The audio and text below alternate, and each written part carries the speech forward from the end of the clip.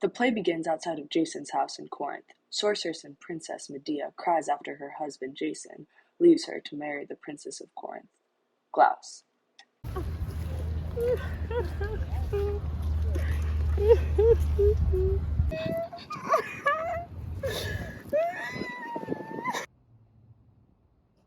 A nurse summarizes the previous events, which has ultimately led us to this present moment.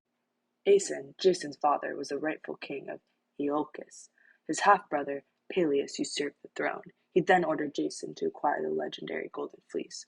Knowing it is a nearly impossible task, he promised that if Jason acquires this fleece, he will be rightfully placed on the throne of Iolcus.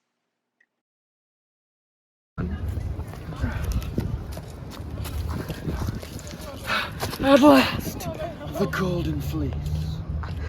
Medea fell in love with Jason and used her magic to help him acquire the Golden Fleece. She also used her magic to get King Peleus' daughters to poison him. Exiled to Corinth, Medea and Jason got married and had 2 sons. However, Jason has just abandoned Medea in order to marry Glaus, the daughter of King Creon of Corinth, which takes us to the present moment.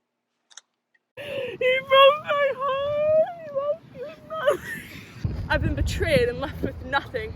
I wish for my own death. In fact, I wish for my children and Jason to die. No, Medea, don't do that.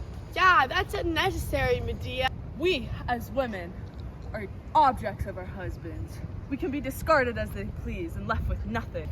We must go through childbirth, and we cannot participate in society.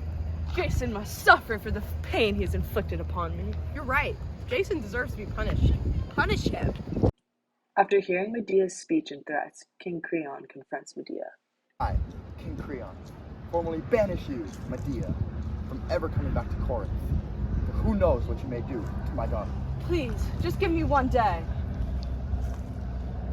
Fine, you have one day. Medea begins to plot the murder of Creon, Glaus, and Jason. Jason tries to talk with Medea. Hello, Jason. I would just like to share my feelings. I helped you get the Golden Fleece with my magic. I fled my father and my home, and helped you kill King Peleus. All for you. You have abandoned me after you made vows to me. What am I supposed to do now? I can't return home, and I can't go to the lands we traveled to because I've made multiple enemies. You have failed to acknowledge that you now live in a civilized country with fame. And my decision to marry Glaus was to benefit all of us, because you now have financial security for our children and yourself. I can help you, however, by asking my friends to let you into their kingdom. I don't want your help. Agis, king of Athens, passes through Corinth and greets his old friend Medea. Agis, I need a favor. Can I come live in Athens, and in return, I'll use my magic to bring back your fertility? Yes, I would like that.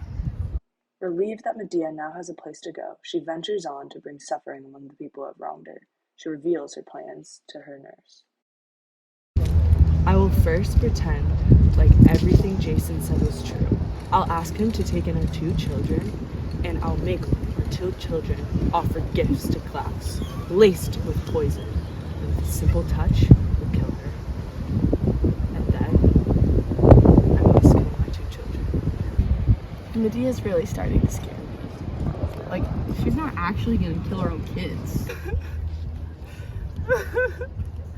Jason, can our children please live with you in Corinth? I am not sure King Creon will allow that. Well, maybe you can convince Glaus. I'll offer her gifts. I'll have gifts delivered to her.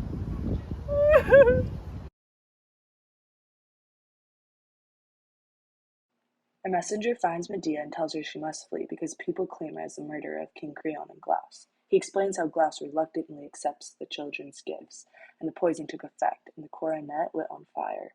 Creon embraced his daughter to die by her side.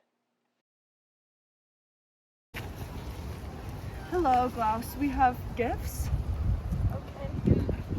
Thank you. Ah! Ah! Ah! Oh. I'm sorry to have to do this to you, sons.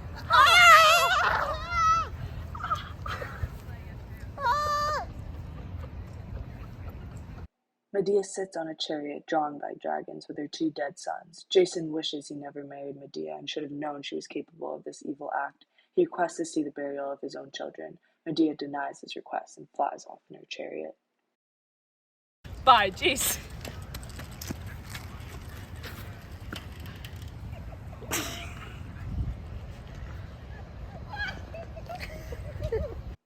Although Medea is saddened by the death of her children, she is at peace with her decision because seeing Jason suffer overcomes any feeling of pain or regret.